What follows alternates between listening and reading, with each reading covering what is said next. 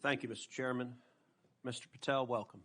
Let me first of all say thank you. Thank you for saying yes when President Trump asked you to serve in this role. I think there are very few roles in all of government that are more important than Director of the FBI, and there are very few roles in all of government that are more in need of a fundamental change. You and I have both spent much of our adult lives working in and around law enforcement. And the loss of respect from the American people of the FBI and of the Department of Justice is one of the most tragic developments of the last 4 years. Both the Department of Justice and the FBI have a long history of being apolitical, outside of politics, of being faithful to and focused on upholding the rule of law and keeping the American people safe. And in many ways, the worst legacy, in my opinion, of the Biden administration was the complete politicization and weaponization of both the Department of Justice and the FBI, turning them into tools to attack the perceived enemies of the Biden White House.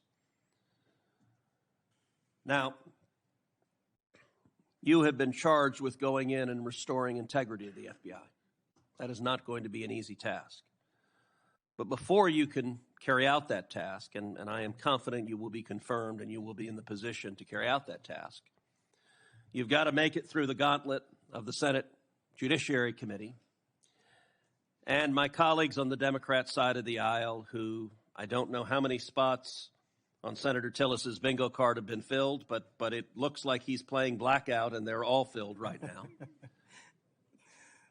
But you will be and have been accused of just about everything they can, but I want to focus on what several Democrats have done recently, which is trying to blame you for the violence that occurred on January 6th, which even in the annals of ridiculous attacks, this one really takes the cake. So let's just focus on some facts.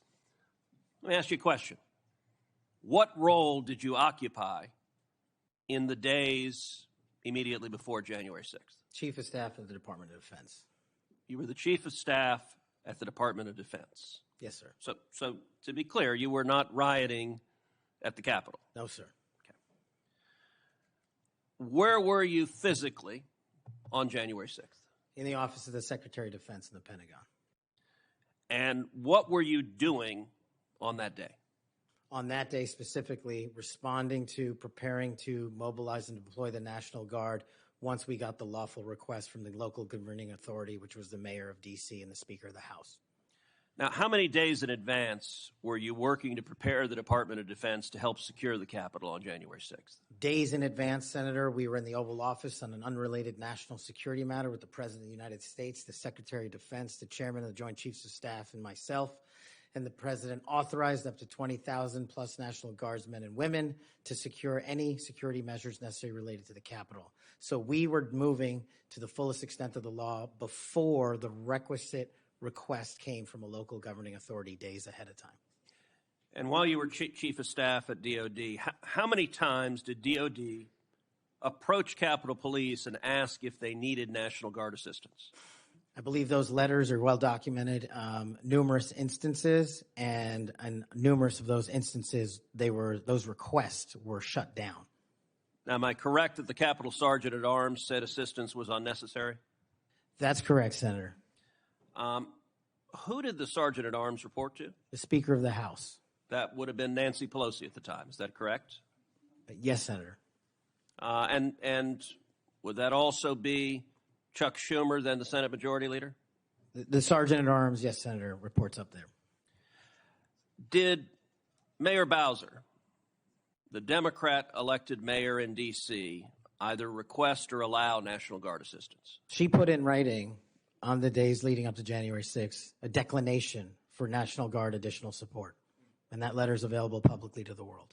And just to speak English for folks at home, a declination meant she said no, don't send National Guard. Is that right? Yes, sir. Let me ask you a simple question, because from the questioning from my Democrat colleagues, they might think otherwise. Do you condemn violence against law enforcement? All of it.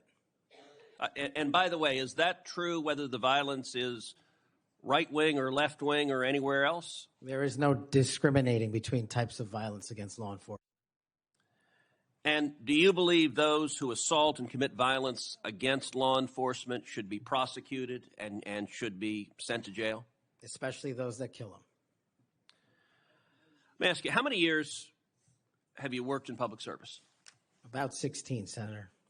And how many years have you worked in particular in law enforcement and prosecution and national security? Over a decade, Senator. You know, I have to say it is ludicrous but sadly predictable that Democrats are endeavoring to tarnish you, to paint a false caricature based on innuendo and smoke. And so you're working to protect the Capitol on January 6th, and yet they're trying to blame you for the violence that occurred. Let me ask you this just as a straightforward matter. What is the job of the FBI, and what will the FBI's role be if and when you are confirmed as its director? The simple motto on the website of the FBI's homepage is to protect American citizens and uphold the Constitution. If I am confirmed as the next director of the FBI, that's what we're going to do, and redirect resources to making sure that occurs every single day. Thank you for your willingness to do so, and this committee will hold you to account on restoring integrity at the FBI, and I thank you also for your commitment to transparency. I think that is incredibly important to bringing back integrity, and I'm grateful for it. Thank you, sir.